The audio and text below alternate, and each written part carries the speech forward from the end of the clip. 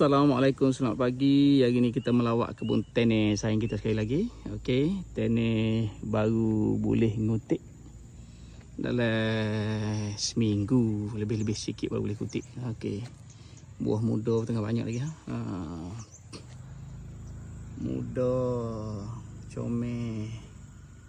Ni manis molek ni buat sayur manis. Cicoh dengan budu jadi celur je budu Oh manis molek. Allah buah comel-comel ni. Buah comel-comel ni. So abang nak buka pre-order. Siapa berminat.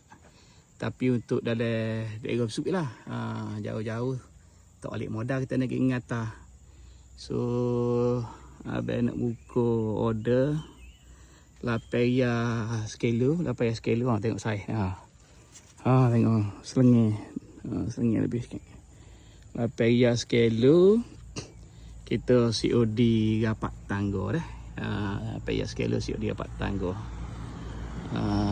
Siapa-siapa berminat, tene baru boleh kutik, buah comel molek, manis lating, kalau cicoh dengan budu, sayur air, buah hudan ke apa ke.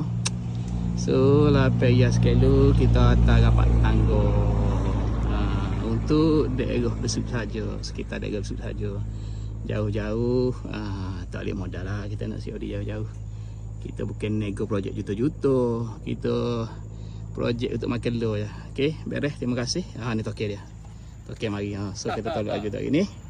Okey, selamat.